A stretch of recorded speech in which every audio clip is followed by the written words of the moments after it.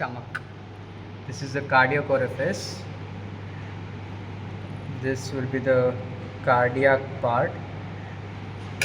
This region will be the fundus part where most probably the air is seen, and this part will be the body, and here will be the pylorus. This is the pyloric sphincter,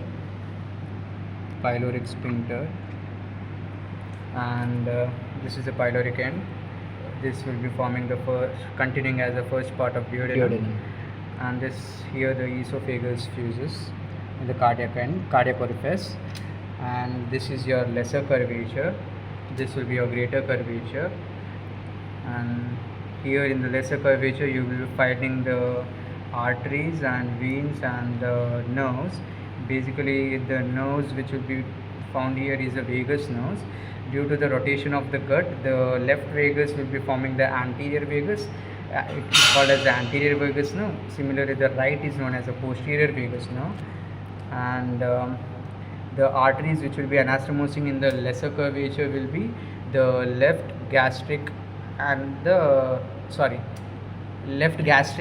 right gastric arteries. Similarly, in the greater curvature, you will be finding the branches of short gastric arteries, which are nothing but the branches of the splenic arteries, as well as you will be finding the left gastroepiploic artery, which is also a branch of splenic artery, which is gonna be anastomosing with the right gastroepiploic artery, which is a branch of gastroduodenal artery.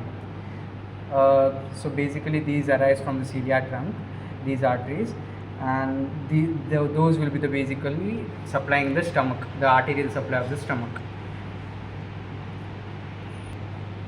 This is the angular notch. Imaginary line passing through the angular notch will divide the stomach into cardiac end and pyloric end. So the lymphatic drainage of the stomach. So in the region, the right side of the stomach is divided into, basically you draw a line nearly to the left.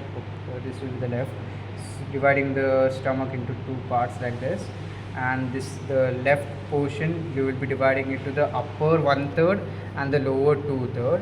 The upper 1/3 will be draining its lymphatic to the pancreatico-splenic lymph node, whereas the lower part that will be covering almost all of the greater curvature will be draining its lymph to the gastroepiploic lymph node, and the rightmost part of the stomach will be divided into the upper 2/3 and the lower 1/3. Lower 1/3 will be covering the pyloric, whereas the lower one third will be covering the pyloric region, which will be draining its lymph to the pyloric lymph nodes, whereas the upper 2/3 will be draining it into the gastric lymph node.